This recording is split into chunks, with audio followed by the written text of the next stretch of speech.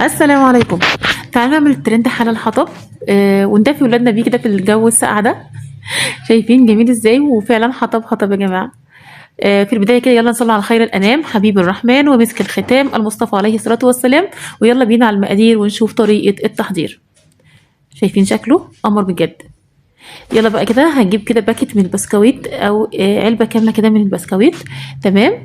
بس اهم حاجه انك تجيبي بسكويت يكون طعمه حلو، عشان هي اصلا كلها يعتبر يعني الطعم البارز هو البسكويت اصلا هو اكتر حاجه ظاهره في الطعم.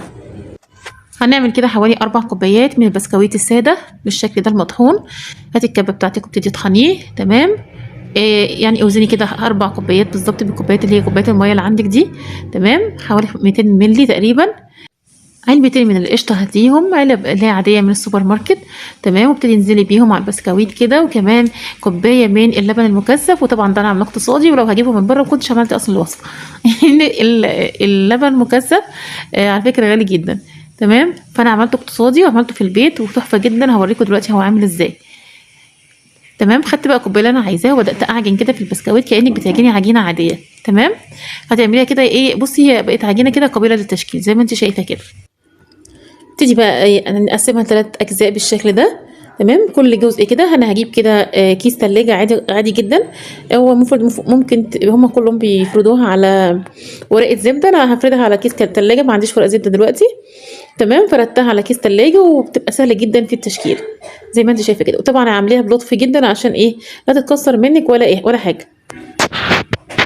زي ما انت شايفه كده اول واحده كده بدات ايه افرد فيها واعملها رول بالشكل دوت، وافرد ايه وارفع شويه باستخدام الكيس التلاجة.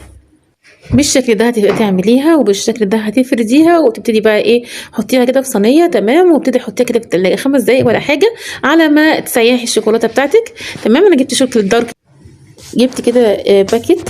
تمام. وبدات سيحته بقى ايه انا هنا سيحته في الاير فراير، واول مره استخدم الاير فراير في تسييح الشوكولاته. خدت 3 دقايق مش اكتر، ما شاء الله عليها. زي بترد بالشكل اللي انتوا شايفينه ده.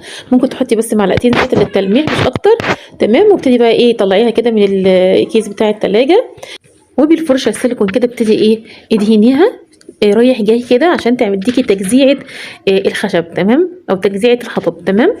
زي ما انت شايف كده رايح جاي. تمام. ظبطي عايزه تعمليها بفرشه واحده بس براحتك، انا عملتها فرشتين بس عشان تديني ايه تبقى سميكه شويه وتعجب الولاد. تمام.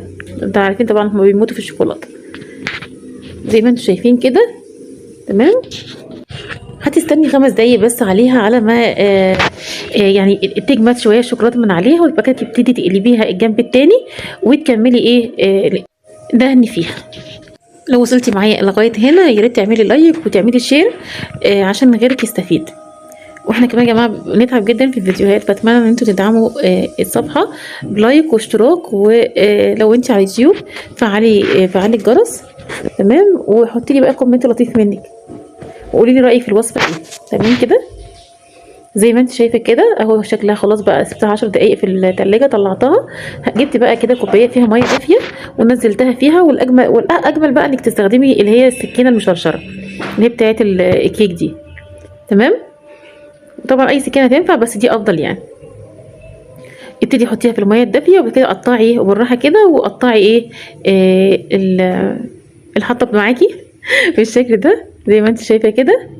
نشيل بس الزوايد اللي في الاول دي ناكلها، وبعد كده نكمل الطبق. وحطي بقى شمعيه كده عشان تحسي فعلا بالدفى. ولايك وشير اوعي تنسيه. اشوفكم في فيديو جديد، مع السلامه.